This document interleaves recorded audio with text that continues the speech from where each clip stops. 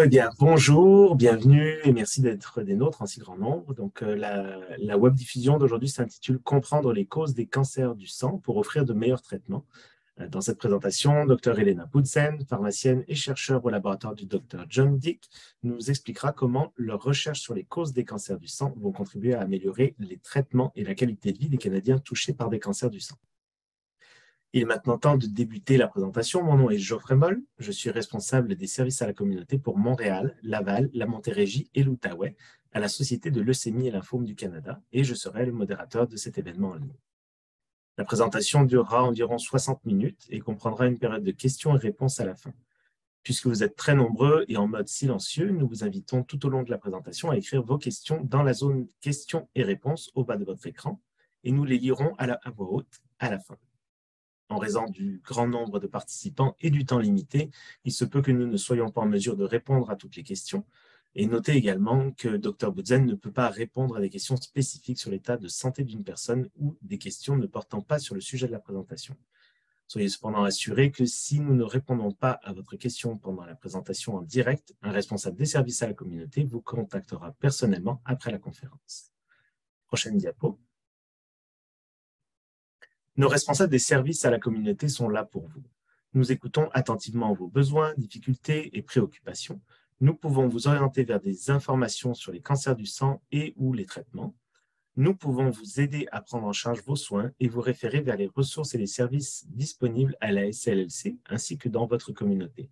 Donc, n'hésitez pas à communiquer avec nous. Avant d'entrer dans le vif du sujet, j'aimerais mettre en lumière quelques-uns des services que nous offrons et qui pourraient vous intéresser. Prochaine diapo. Notre site internet cancerdusang.ca a été conçu en pensant à vous pour assurer une navigation facile et personnalisée, quelle que soit votre situation actuelle. Prochaine.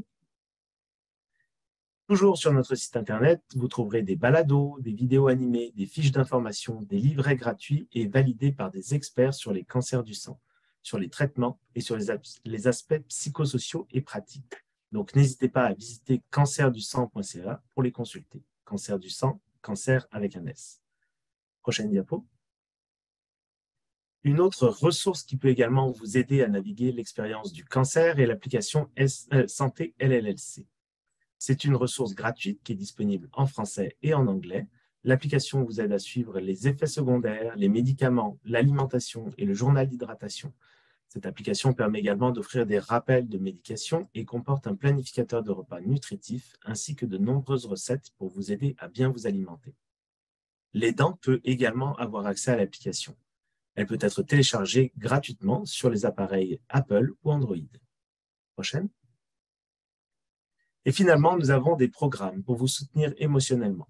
Joignez-vous à l'un de nos groupes de soutien pour créer des liens avec d'autres personnes qui vivent une situation similaire depuis le confort de votre foyer. Vous pouvez également accéder à du soutien par les pairs via notre programme de jumelage Premier Contact. Visitez notre site internet ou communiquez directement avec nous pour plus de détails. Prochaine.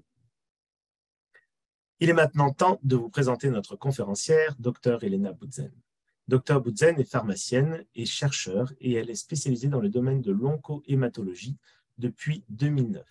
Après 4 années d'internat à l'hôpital de Toulouse en France, une thèse de sciences et une thèse de pharmacie sur les leucémies aiguës myéloïdes, elle a rejoint l'équipe du Dr Dick, pionnier dans le domaine des cellules souches cancéreuses pour poursuivre ses études.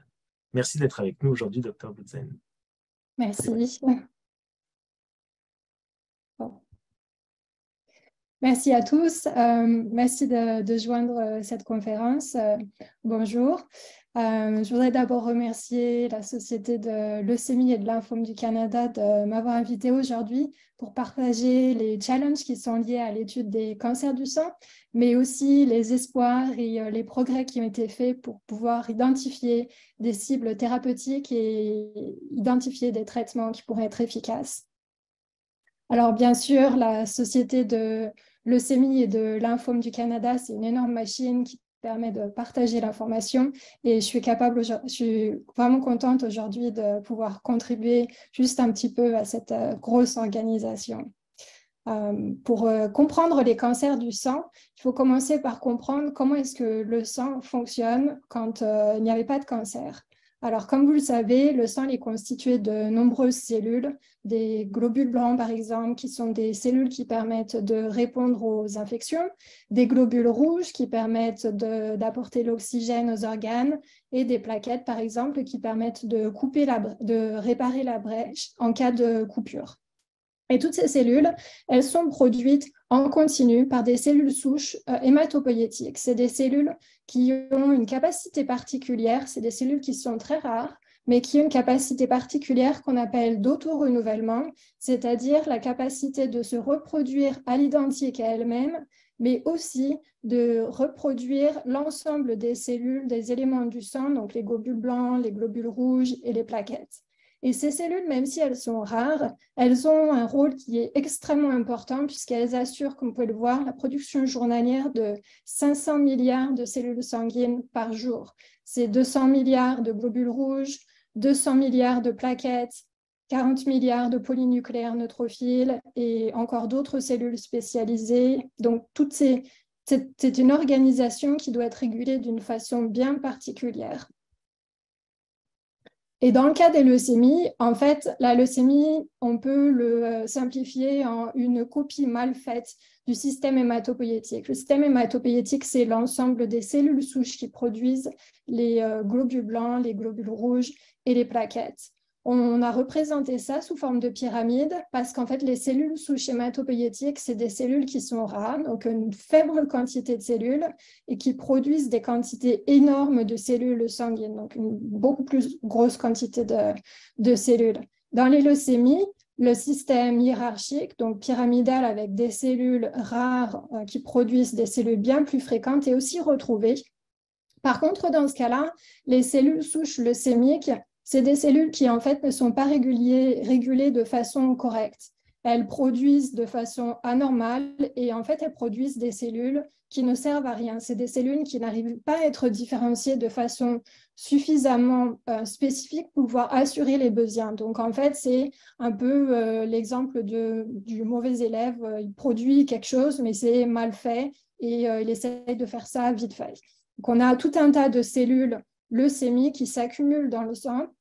Elles n'ont aucun rôle. Le seul rôle c'est qu'elles envahissent tous les organes et ensuite, ça bloque la production normale des cellules sanguines. Donc, c'est un gros problème. Au début, quand on a commencé à faire des recherches sur les cancers du sang et les cancers en général, on pensait que toutes les cellules d'un cancer, donc les cellules cancéreuses sont représentées ici avec des petites boules de différentes couleurs, on pensait que toutes les cellules étaient capables de reproduire le cancer à l'identique. Et en fait, on s'est rendu compte que dans les cancers, la plupart des cellules ne sont pas capables de reproduire le cancer à l'identique. C'est des cellules qui sont produites, mais qui vont au fur et à mesure mourir toutes seules.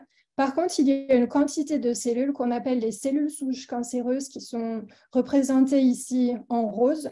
Et ces cellules sont rares, mais c'est des cellules qui ont la capacité de reproduire le cancer à l'identique et de façon continue. C'est un petit peu comme si, par exemple, on prend une plante et on coupe juste une branche, on met la branche dans l'eau et la plante peut reproduire ensuite des racines. Ou alors, on coupe la plante et il reste des racines.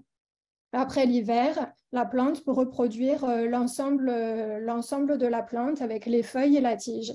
Ça, c'est ce que les cellules souches leucémiques sont capables de faire. Si on retire l'ensemble des cellules du cancer, mais que les cellules leucémiques restent, ces cellules leucémiques souches vont être capables de reproduire l'ensemble de la maladie. Donc, c'est un cercle continu. C'est pour ça que ces cellules souches leucémiques, c'est vraiment les cellules les plus, on va dire, les plus méchantes du cancer, celles qu'il faut vraiment toucher.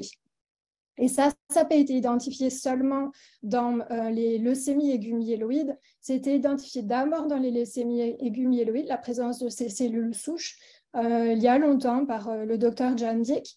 Mais ensuite, quand les chercheurs se sont rendus compte qu'il y avait des cellules souches cancéreuses qui pouvaient exister, ils ont regardé dans tout un tas d'autres cancers, cancer du côlon, cancer du sein, et en fait, on s'est rendu compte que ces cellules souches cancéreuses sont présentes dans de nombreux cancers. Donc, c'est vraiment quelque chose qui est très important pour designer des thérapies efficaces. Parce qu'en fait, Ah, j'ai mon écran ici.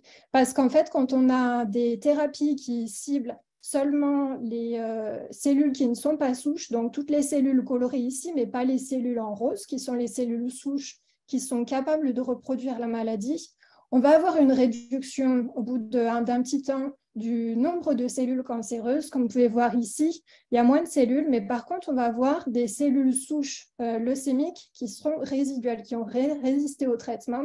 Et comme je vous ai dit que ces cellules souches leucémiques résiduelles sont celles qui sont capables de reproduire la maladie à l'identique, au bout d'un moment donné, ces cellules vont reproduire la maladie et on va se retrouver avec des rechutes. C'est ce qui se passe dans les leucémies aiguës du myéloïde, par exemple, où les patients sont traités avec des traitements qui permettent d'arriver à une période de rémission qui permet de détruire la plupart des cellules cancéreuses, mais certaines cellules souches leucémiques survivent et on a quelques années plus tard une période de rechute où la maladie revient à l'identique. Alors, on a aussi l'exemple, par exemple, où si on a une thérapie qui va cibler, par exemple, que les cellules souches leucémiques, donc dans ce cas-là, on a un cancer qui a tous ces types de cellules de toutes les couleurs, on cible seulement les cellules souches leucémiques, on va se retrouver avec un cancer qui a toutes les cellules cancéreuses, moins les cellules souches leucémiques, donc ces cellules qui sont roses. Et comme on sait que les cellules qui sont roses, c'est les seules qui sont capables de reproduire la maladie à l'identique, à un moment donné, ces cellules qui ne sont pas capables de reproduire la maladie à l'identique, ben, elles vont mourir. Et donc, au final, le patient va finalement être guéri. Après, il y a une troisième catégorie de thérapie qui peut toucher les cellules souches leucémiques, donc les cellules roses, et aussi les autres cellules, donc les cellules qui ne sont pas roses. Alors bien sûr, dans ce cas-là, ça touche toutes les cellules cancéreuses, donc le patient va être guéri. Le seul problème de ces drogues, c'est qu'en général, elles sont un petit peu difficiles à trouver parce qu'elles sont relativement peu spécifiques. Et en fait, ce qui se passe, c'est qu'avant, quand on a commencé nos recherches sur les cancers en général et même sur les leucémies, on ne connaissait pas ce modèle de cellules souches cancéreuses. Donc, comme on pensait que toutes les cellules étaient identiques, ce qu'on a fait, c'est traiter des cellules de cancer avec une drogue, regarder si on a une diminution du nombre de cellules cancéreuses. Donc, le critère, c'était basé sur la réduction de la masse tumorale. Donc, par exemple, dans ce cas-là, on va traiter les cellules avec une drogue, on voit qu'il reste très peu de cellules après traitement parce que je vous ai dit, ces cellules souches leucémiques, c'est des cellules souches qui sont très rares. C'est une cellule pour 1 million de cellules.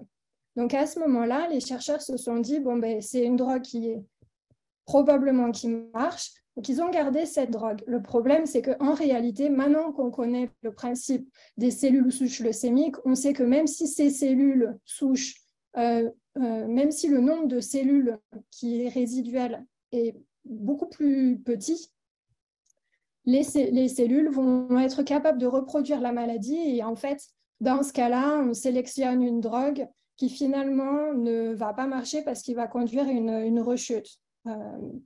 Après, il y a une autre situation où quand on faisait nos screens de drogue pour définir l'efficacité d'une drogue sur les cellules cancéreuses, on va, par exemple, utiliser une thérapie qui touche seulement les cellules souches cancéreuses. Donc, les cellules souches qui sont en rose ici, on traite avec la drogue, on se retrouve avec des cellules qui sont toutes les cellules, mais pas les cellules roses.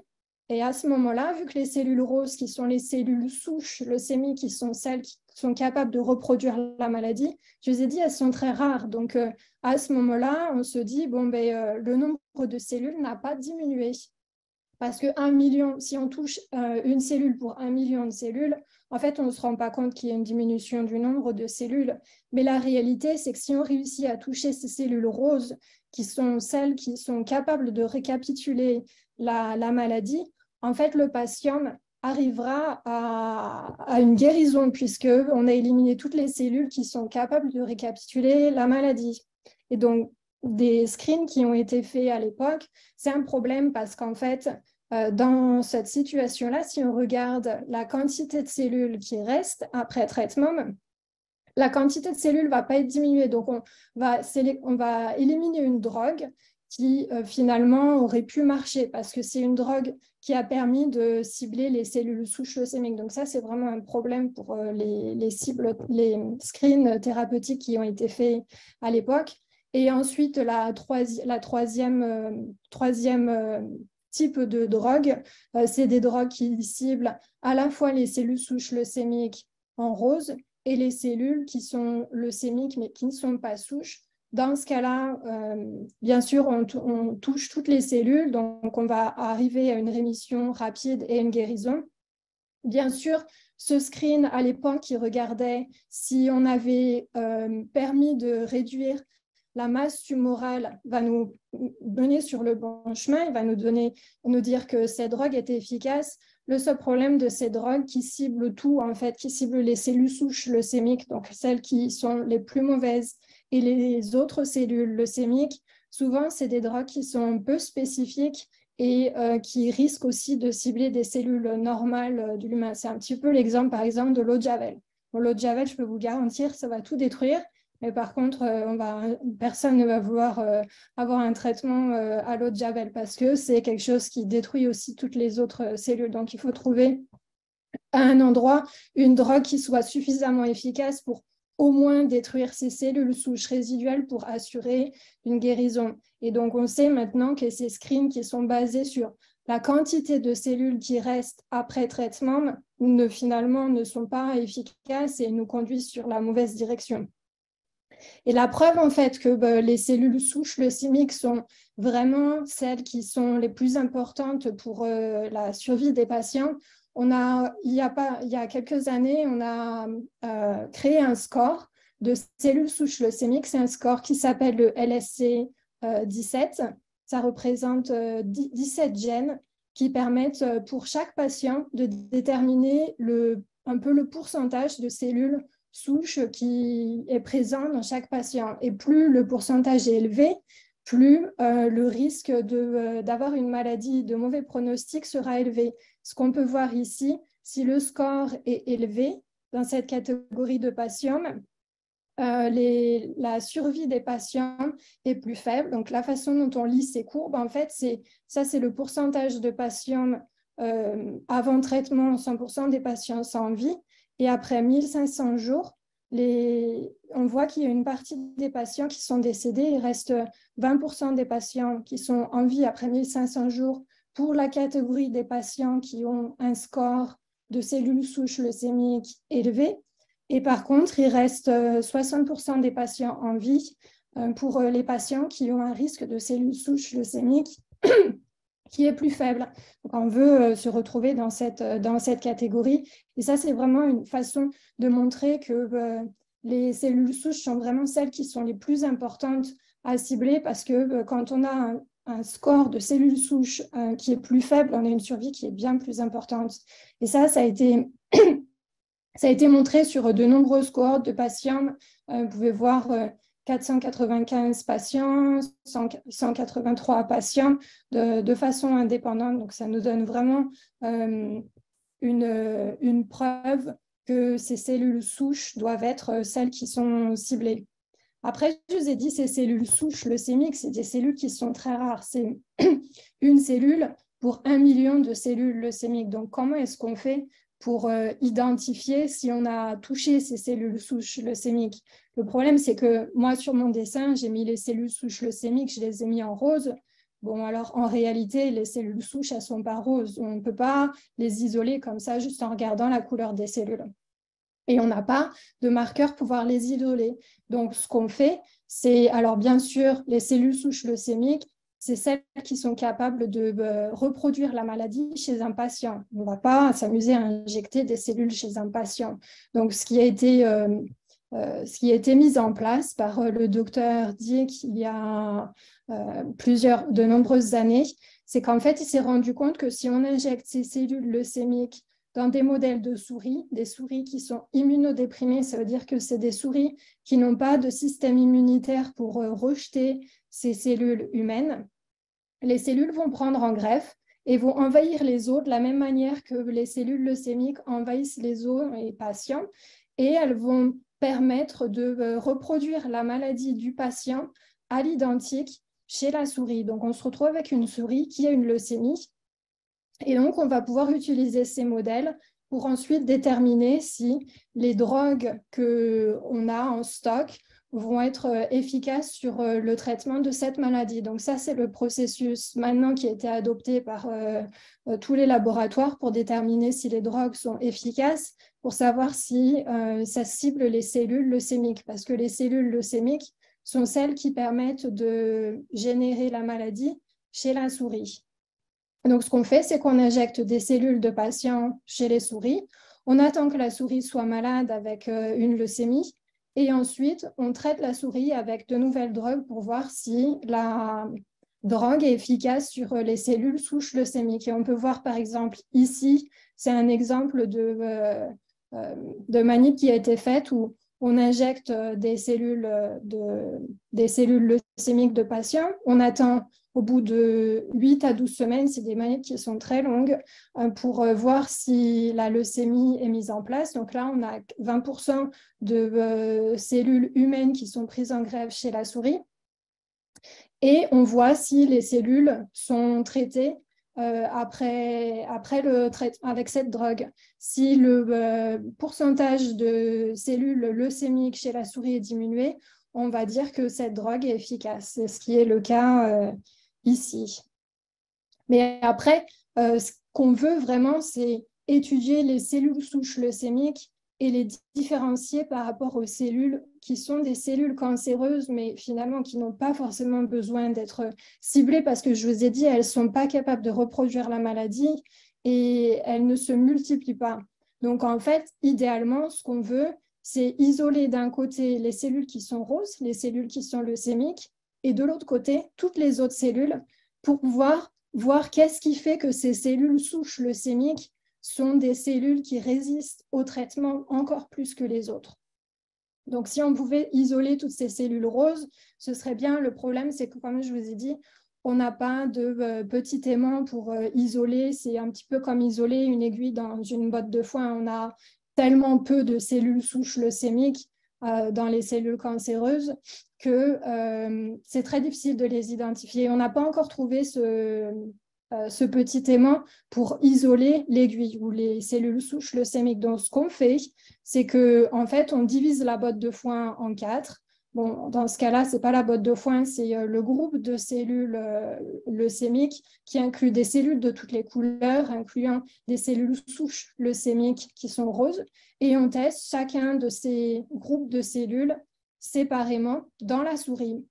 Le principe, c'est que ça va être toutes les cellules qui sont séparées, basées sur des marqueurs de surface cellulaire, CD34 ou CD38.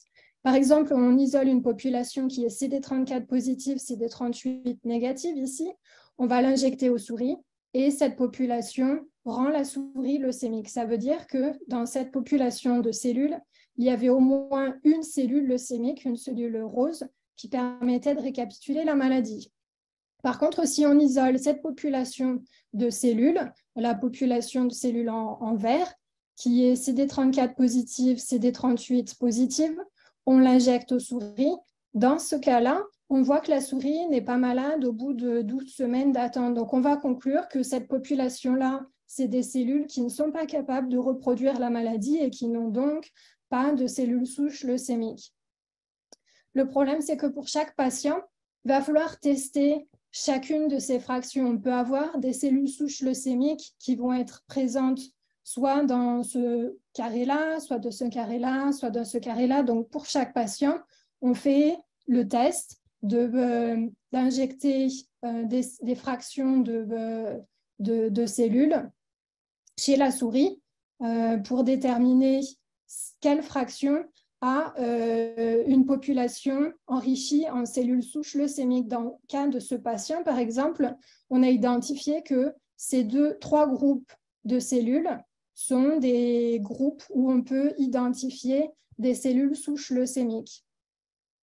Et après, une fois qu'on sait ça, c'est utile parce qu'on peut revenir sur le groupe d'échantillons de patients et ensuite diviser cet échantillon en 4 et mettre d'un côté les cellules qui ne sont pas enrichies en cellules souches leucémiques et de l'autre côté, les cellules qui sont enrichies en cellules souches leucémiques. Donc, ça nous permet de comparer les cellules souches leucémiques comparées aux cellules souches non leucémiques, ce qui permet de finalement extraire l'information, qu'est-ce qui fait qu'une cellule est souche et qu'est-ce qui fait qu'elle est capable de récapituler la maladie. Mais pour ça, il faut qu'on reprenne un autre tube de l'échantillon, qu'on teste notre hypothèse, et donc on teste plusieurs hypothèses.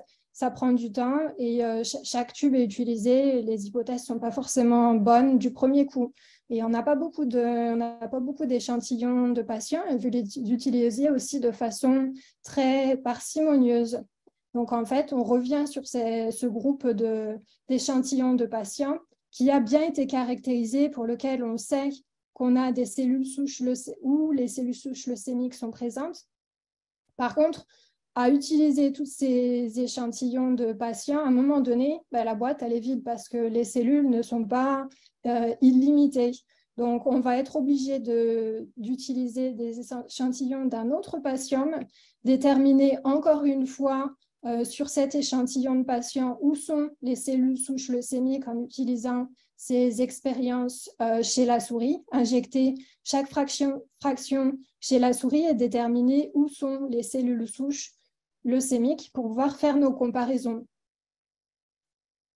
Mais par contre, comme les échantillons de patients sont limités et sont rares, ce qu'on s'est demandé, c'est est-ce que ce qu'on peut faire, c'est caractériser les échantillons, déterminer où est la population leucémique, et ensuite, est-ce qu'on ne pourrait pas expandre ces cellules pour pouvoir avoir des cellules de façon illimitée et partager avec d'autres chercheurs, par exemple. Donc, il y a eu beaucoup d'études qui ont été faites pour savoir comment est-ce qu'on peut faire pour amplifier les cellules d'un patient et pouvoir avoir plus de cellules pour travailler et tester nos différentes drogues. Alors, ce qu'on a fait, c'est, par exemple, ici, injecter des cellules chez la souris. Ça nous permet de voir que la souris développe la maladie. Ça veut dire qu'il y avait des cellules souches leucémiques. Ça, c'est si les cellules ne sont pas mises en culture. On a essayé de mettre des cellules en culture, ça veut dire de les mettre dans une flasque en plastique, et de voir si on peut amplifier ces cellules, si on peut travailler sur ces cellules pour identifier des drogues. Le problème, c'est qu'après, au bout de 4 jours en culture, vous pouvez voir que le pourcentage de cellules humaines qui est prise en greffe, il n'y a plus en fait de cellules humaines qui est prise en greffe. La souris injectée avec des cellules qui ont été mises en culture pendant 4 jours, la souris ne devient plus malade. Ça veut dire qu'en fait, au bout de 4 jours, on a perdu toutes ces cellules leucémiques en culture. Donc, on ne peut plus les étudier. Il y a d'autres, des chercheurs qui ont trouvé que si on utilise une molécule particulière qui s'appelle le SR1, c'est une molécule qui permet de maintenir les cellules en culture, les cellules souches leucémiques en culture. Et donc, quand on injecte au bout de 4 jours de traitement dans une flaque de plastique les cellules aux souris, on se rend compte que les souris sont prises en greffe. Mais donc ça, c'est des cellules humaines qui sont prises en greffe chez la souris. Mais par contre, on se rend compte aussi que la prise de greffe est réduite par rapport à si jamais on n'avait pas mis les cellules en culture avant. Donc, ça veut dire qu'en fait, on peut préserver un petit peu les cellules leucémiques en culture, mais on ne peut pas les expandre. Et donc, ça ne nous permet pas de partager au final avec d'autres chercheurs. Ce qu'on a récemment identifié, c'est qu'on a identifié des conditions bien particulières pour pouvoir amplifier les cellules d'un échantillon de patients en culture pendant plus d'1 mois. Ensuite, on a caractérisé ces cellules où on a identifié quelle est la population de cellules souches leucémiques, donc la population de cellules qui est celle qui permet de récapituler la maladie et donc celle qu'on veut détruire. Et on a aussi caractérisé cet échantillon de patients avec plein de tests, de séquençage, de manip in vivo. En particulier, ce qu'on sait sur cet échantillon, c'est que dans cet échantillon, les cellules souches leucémiques peuvent être concentrées particulièrement dans ce groupe de cellules qui est marqué par CD34 positive, CD38 négatives. Et donc, ces cellules sont les seules qui permettent de générer la leucémie chez la souris. Donc, on peut voir que le pourcentage de cellules prises en greffe chez la souris est élevé quand on injecte cette population. Par contre, quand on injecte les autres populations, ces populations ne nous permettent pas de générer une leucémie chez la souris. Donc, ça veut dire que ce sont vraiment ces cellules qui sont en rose ici, qui étaient représentées en rouge, qui étaient représentées en rose, qui permettent de générer une leucémie chez la souris. Et ces cellules sont aussi celles qui permettent de récapituler la maladie de la même façon qu'elles étaient à l'origine. Ça veut dire que si on isole ces cellules qui sont dans ce quadrant-là, de CD34 positif, CD38 négatif, on les laisse en culture pendant quelques temps et au bout de 17 jours, on voit que toutes les cellules des autres compartiments ont été reproduites. Alors que quand on isole les populations des autres, les cellules des autres populations, on voit que les cellules ne sont pas capables de reproduire cette arche à l'identique. Donc, ça veut dire que ces cellules-là, qui ne sont pas en rouge, ne sont pas des cellules souches leucémiques. Et l'avantage dans cet échantillon, c'est surtout qu'on peut garder les cellules en culture et on peut les amplifier. Donc, on peut se retrouver avec des millions et des millions de cellules. Et dans ce cas-là, on peut partager avec les autres pour que les gens puissent tester l'efficacité de leur drogue sur les cellules leucémiques. On a aussi vérifié que dans ce modèle, les cellules cellules souches leucémiques, elles récapitulent des propriétés connues des cellules souches leucémiques. Donc, une des propriétés connues des cellules souches leucémiques, c'est en particulier d'échapper au processus de surveillance du système immunitaire. Et comment elles font ça? Elles surexpriment la protéine PARP.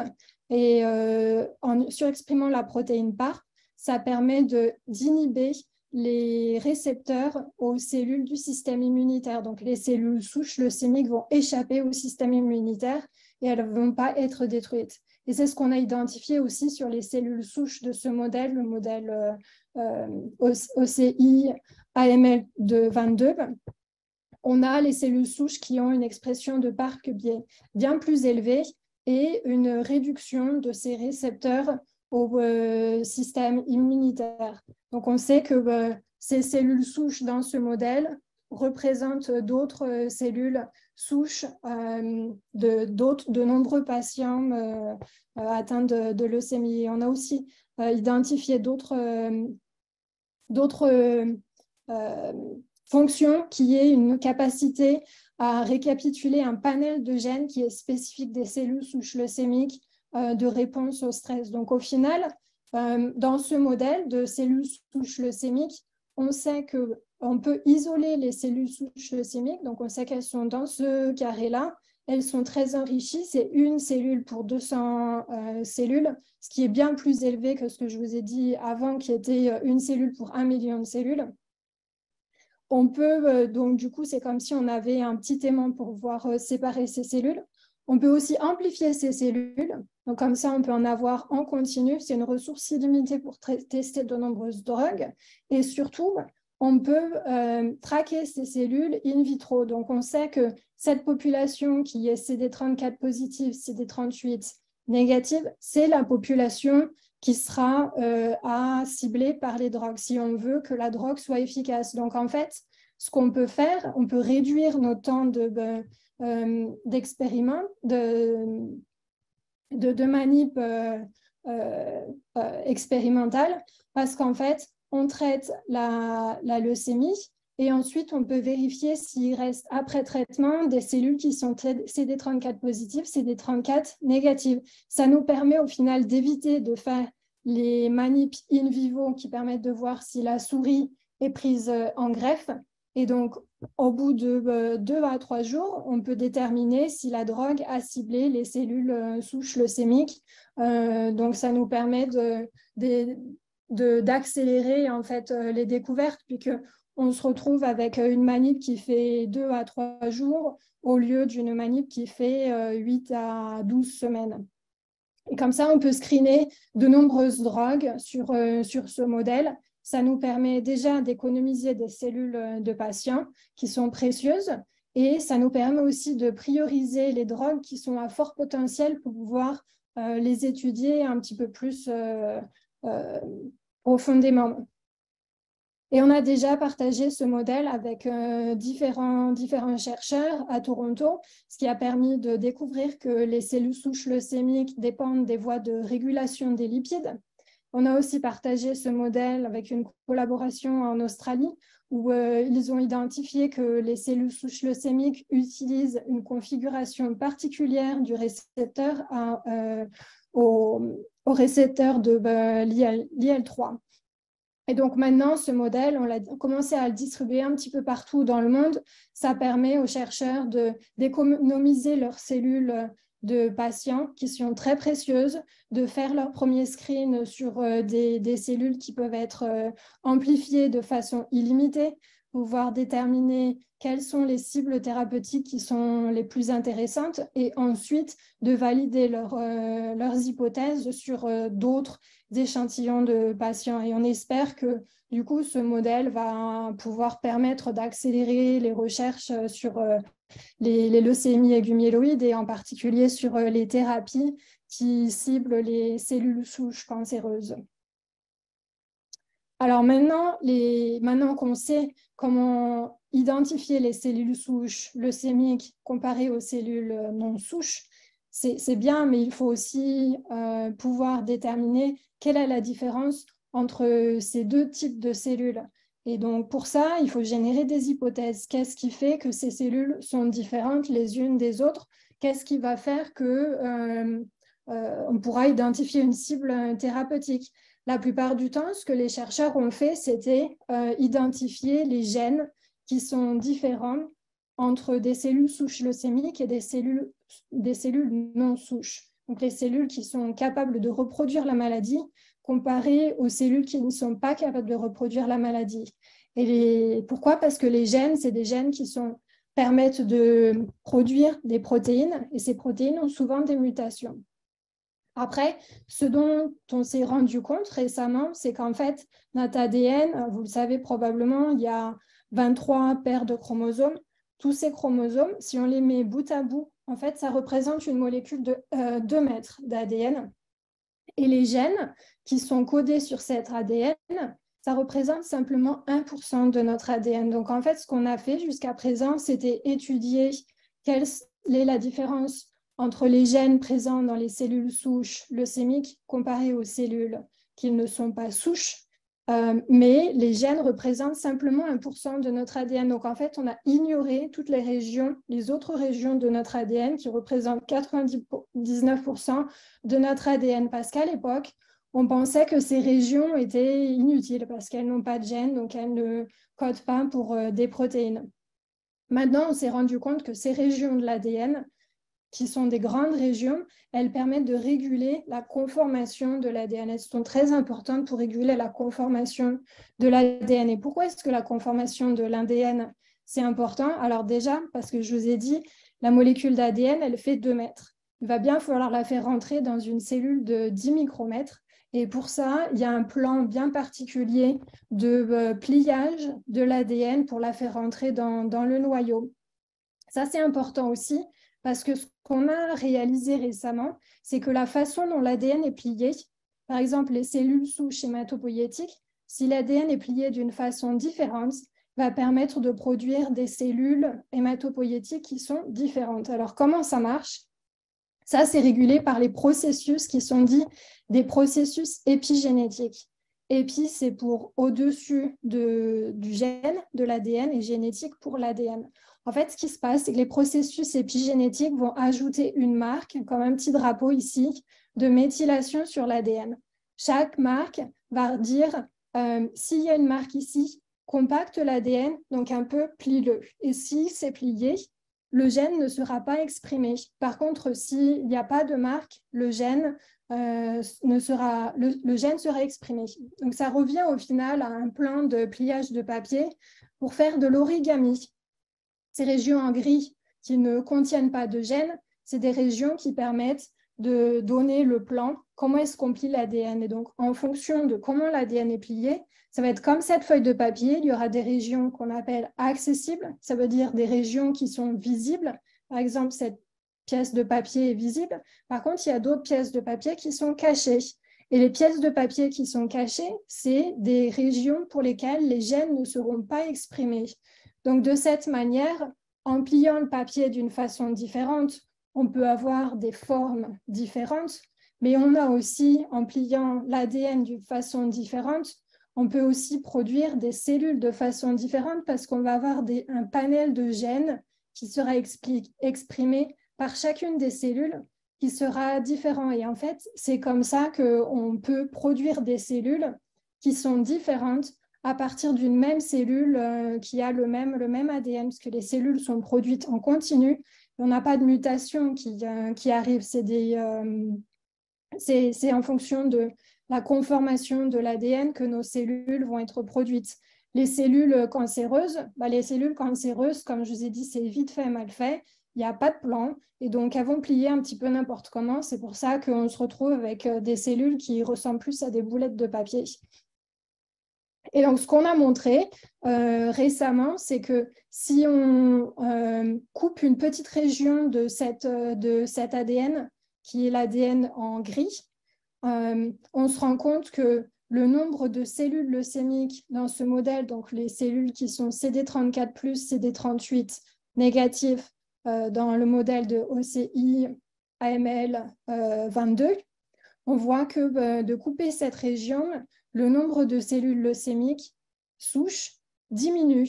Ça veut dire que cette région qui est présente dans une région non codante de l'ADN, donc une région qui ne code pas pour un gène, mais qui est responsable du pliage de l'ADN, est en fait très importante pour le cancer parce que ça permet au cancer de survivre. Et si on le coupe, le cancer, le nombre de cellules cancéreuses va diminuer.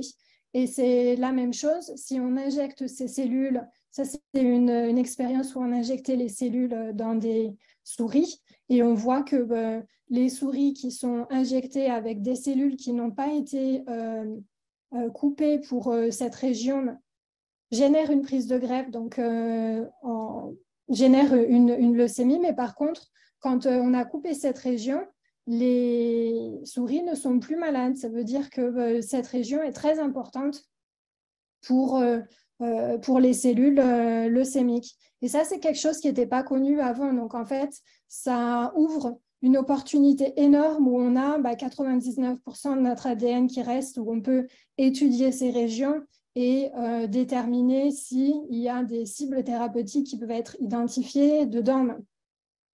Et comme je vous ai dit, l'ADN, il fait 2 mètres de long.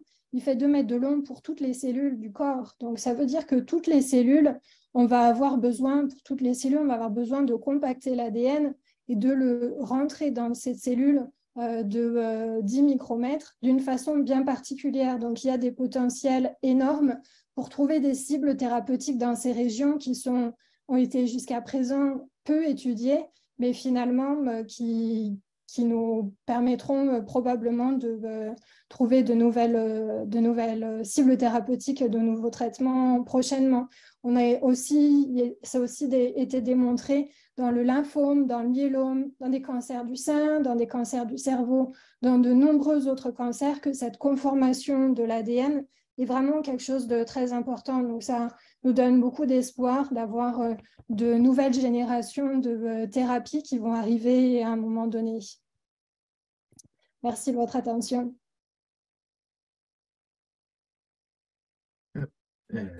Merci beaucoup, Dr. Boutsen. C'était très intéressant. Vraiment, on a appris plein de choses. C'est maintenant l'heure de notre période de questions. Donc, comme mentionné en introduction, nous vous invitons à écrire vos questions dans la zone questions-réponses. On en a déjà reçu quelques-unes au bas de votre écran, la zone. Je vais les lire à voix haute. En raison du grand nombre de participants et du temps limité, il se peut que nous ne soyons pas en mesure de répondre à toutes les questions. Et je rappelle que le Dr Boutzen ne peut pas répondre à des questions spécifiques sur l'état de santé d'une personne ou des questions qui ne portent pas sur le sujet de la présentation. Mais par contre, soyez assurés que si nous ne répondons pas à votre question pendant la présentation en direct, un responsable des services à la communauté vous contactera personnellement après la conférence. Donc, je vais commencer à poser des questions qui nous ont été envoyées avant la conférence et pendant la conférence. La première étant, quels sont les possibles nouveaux traitements dans le futur à partir de ce que vous venez de nous présenter? Alors, par rapport aux nouveaux traitements, ce qui est en ce moment très, très à la mode, c'est pour ça que j'ai voulu vous présenter les processus épigénétiques. Ça, c'est quelque chose qui est très nouveau. C'est l'avantage des processus épigénétiques, comme je vous ai dit, ça permet de rajouter une marque sur l'ADN, mais ces marques peuvent être rajoutées et enlevées de façon très flexible. Donc, en fait, quand les marques sont ajoutées par le cancer, on a des drogues qui peuvent retirer ces marques. Donc, une fois qu'on a identifié quelles sont les marques qui sont rajoutées par le cancer, on peut designer des drogues qui vont permettre de retirer ces marques et transformer en fait des cellules cancéreuses en cellules non cancéreuses. C'est vrai que l'épigénétique, c'est tout un panel en fait de drogues où il y a des recherches intenses qui sont faites de ce côté-là. Il y a aussi d'autres types de drogues qui sont en recherche active, c'est tout ce qui est l'immunothérapie. Comme je vous ai dit dans la présentation, les cellules leucémiques souches, donc les cellules qui régénèrent la maladie, elles sont capables d'échapper à notre système immunitaire qui est capable de détruire en fait toutes les cellules qui sont bizarres, toutes les bactéries, tout ce qui rentre dans notre organisme et qui finalement n'a rien à faire ici, mais les cellules souches cancéreuses sont capables d'inhiber le système immunitaire. Et donc, il y a beaucoup de recherches sur des thérapies qui vont permettre de réactiver le système immunitaire et de permettre au système immunitaire de reconnaître les cellules cancéreuses et les cellules souches en particulier. Merci. Alors évidemment, on a beaucoup de personnes qui nous ont posé un petit peu la même question parce que vous avez beaucoup parlé des cellules souches leucémiques. Est-ce que l'on peut penser un jour guérir tous les cancers du sang, donc y compris lymphome, myélome et autres? Alors, guérir tous les cancers du sang, pour le moment, je veux dire, c'est un vrai challenge de réussir à guérir tous les cancers et tous les cancers du sang en particulier. Mais après, c'est vrai que la recherche avance et la recherche avance finalement vite. On a des technologies qui sont développées chaque année, c'est de plus en plus efficace. Quand on voit par exemple, il y a quelques générations, à l'époque, on avait des problèmes avec les traitements des bactéries. Les gens ne meuraient pas de cancer à ce moment-là. Les gens succombaient d'une infection bactérienne parce qu'on n'avait pas d'antibiotiques. Et quand on a découvert les antibiotiques, ça a été une vraie révolution et ça a permis de traiter la plupart des infections bactériennes. Il reste quelques souches bactériennes qui sont résistantes au traitement. Mais les patients, la plupart du temps, ne meurent plus d'infections bactériennes. Et donc, j'imagine que pour le cancer, avec toutes les recherches qu'on fait et les progrès qui ont vraiment accéléré dans les dernières années, on pourra un jour arriver à ce stade où le cancer peut-être ne sera plus la maladie qu'il faudra traiter. C'est encourageant. Euh, Quelle est la meilleure classification des maladies malignes du sang et comment l'appliquer au diagnostic de laboratoire? Alors, pour les maladies du sang, déjà, il y a de nombreuses maladies du sang. Les maladies, il va y avoir des leucémies, des myélomes, des lymphomes. Donc, chaque type de maladie du sang va avoir sa propre classification. Par exemple, pour les leucémies aiguës myéloïdes, on a une classification qui est liée sur, en partie, la structure de l'ADN, qui détermine si l'ADN a des modifications qu'on appelle complexes. Donc, ça va être regarder le karyotype. Si on a des réarrangements, si on a des fusions, le pronostic va être moins bon. On regarde aussi en combinaison avec des mutations sur des gènes en particulier. Ça, c'est ce qui est en ce moment en clinique. Mais à chaque fois, ces classifications vont être réévaluées. Donc, c'est des tests biologiques qui sont faits en laboratoire pour déterminer le pronostic. Alors là, j'ai une question qui est aussi très importante pour tout le monde. Est-ce qu'il y a un lien entre des facteurs environnementaux et les cancers du sang? J'ai certaines personnes qui ont parlé de pesticides, qui ont parlé d'alcool, les habitudes de vie. Qu'est-ce que vous avez à dire là-dessus?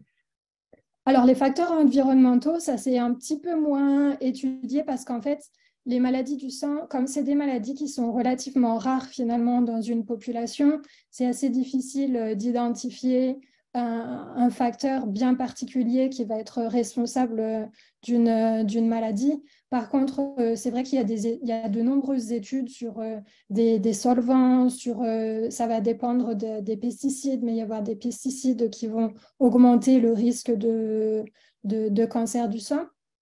Il y a aussi ce qui est important de savoir et ce qu'on a vu dans certaines études, le sommeil par exemple, la façon dont on dort et nos heures de sommeil peuvent aussi impacter la façon dont les cellules du système hématopoïétique fonctionnent. Donc tout ça, c'est des facteurs de risque, c'est pas forcément un lien qui est aussi fort que par exemple fumer la cigarette et le cancer du poumon, mais c'est des risques qui augmentent le risque de cancer en général et de cancer du sang en particulier. Euh, oui. Quelles sont les causes qui affectent les deux types de globules pour donner la leucémie? Alors, il y a de nombreuses causes. Il peut y avoir, par exemple, pour développer une leucémie, en général, ça se développe avec, par exemple, des mutations sur les gènes. Et donc, les gènes comme le gène va avoir une mutation, le gène va fonctionner de façon différente et va produire des cellules qui, au lieu de produire des cellules hématopoïétiques sanguine normale, va produire des cellules leucémiques qui vont, par exemple, proliférer de façon beaucoup plus rapide. Ça va être un gène qui est touché, qui prolifère, qui régule la prolifération des cellules. On peut avoir sinon des mutations sur des gènes qui régulent la mort cellulaire. Donc, si les cellules doivent mourir au bout d'un certain temps, si le gène qui est touché, si c'est un gène qui doit réguler la mort cellulaire, que les cellules ne meurent pas au moment où elles doivent mourir, les cellules survivent et là, on se retrouve avec des cellules qui sont un peu bizarres et qui prolifèrent dans l'organisme. Il y a de nombreuses causes là-dessus. Après, il y a aussi tout ce dont on a parlé de cibles avec une mauvaise conformation de l'ADN, par exemple, si le globule blanc, son ADN est dérégulé, on va avoir une mauvaise orchestration de la production des globules sanguins et, et un cancer.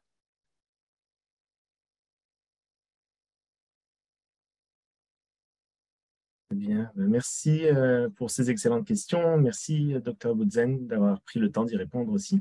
Je rappelle que si on ne vous a pas répondu en direct, on vous enverra un message personnellement pour vous répondre. Avant de vous quitter, j'aimerais vous rappeler, donc si on peut changer la diapo, s'il vous plaît, merci. J'aimerais vous rappeler que nous sommes là pour vous. Si vous êtes à la recherche de ressources ou de soutien, n'hésitez pas à communiquer avec nous par courriel ou en composant le 1 833 222 48 84. Veuillez noter qu'un court sondage vous sera envoyé après cette présentation. Donc, merci de prendre un moment pour y répondre afin de nous aider à planifier les événements futurs. Merci et prenez bien soin de vous. Merci, Dr. Boudzen. Merci beaucoup à vous.